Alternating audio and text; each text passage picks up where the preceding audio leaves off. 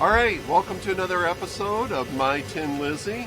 This is Rob, and welcome to a chilly Michigan day.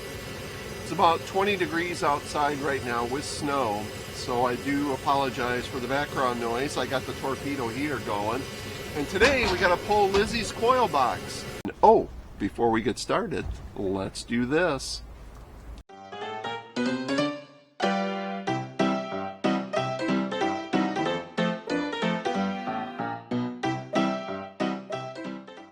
Alright, so what I'm going to do is I'm going to pull Lizzie's hood, show you where the coil box is, and then I'm just going to go ahead and get started.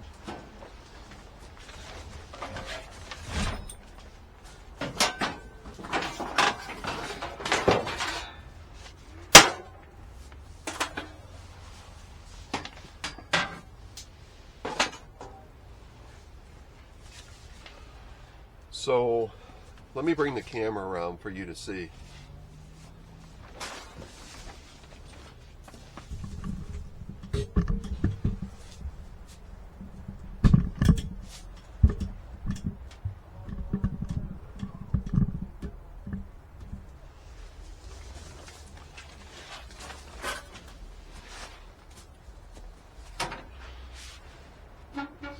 So not really too tough. There I am. This is Lizzie's coil box right up here. So what I'm going to do is I'm going to go ahead and mark all the wires with some tape. I got you can use some masking, painter's tape, whatever you got, and a marker. And I'm going to mark the wires as I'm pulling them, and then I'm going to pull the whole coil box. So let's go ahead and do this.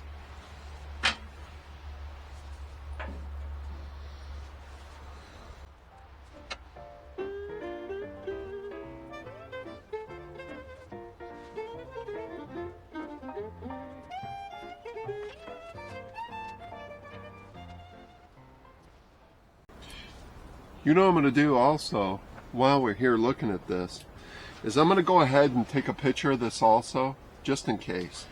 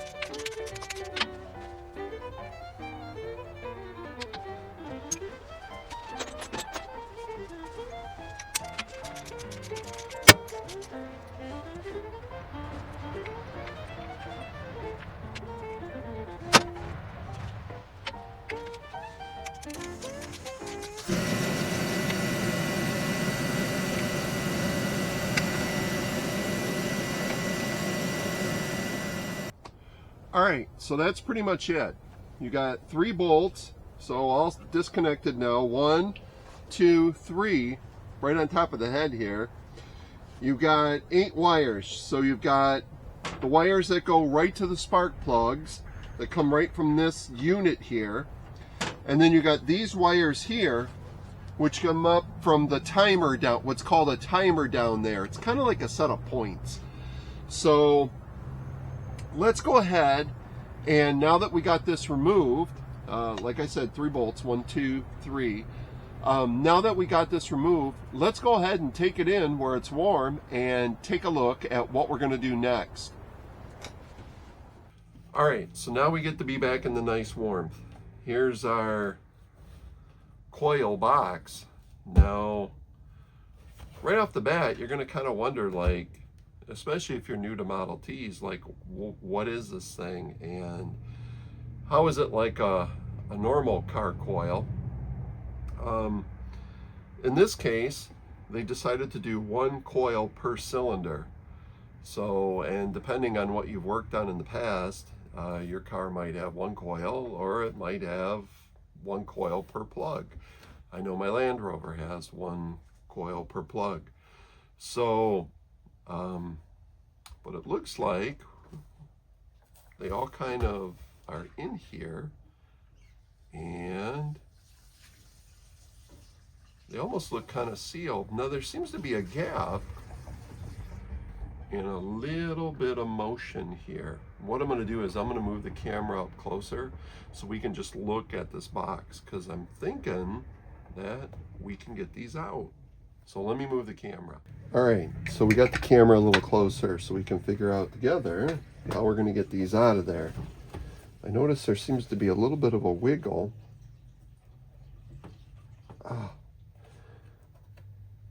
Back and forth.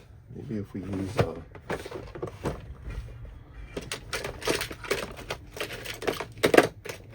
maybe a little bit of a screwdriver or something in there. Gently move them. I don't want to damage. They seem to be made of like a wood. So, oh, look at this. Now, I numbered mine 1, 2, 3, 4. I don't know if it matters or not. Oh, look at that. Look at that. Oh, a little bit of corrosion. Let's see if we can get the other ones out.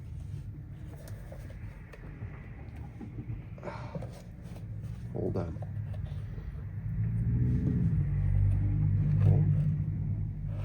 I got it. Oh, look how cool that is. All right, I don't know exactly. Let's see.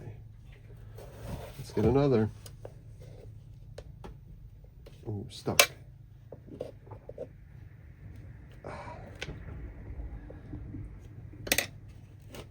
Hey. I think once we got one going.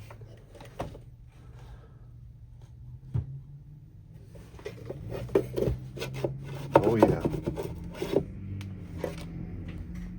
All right.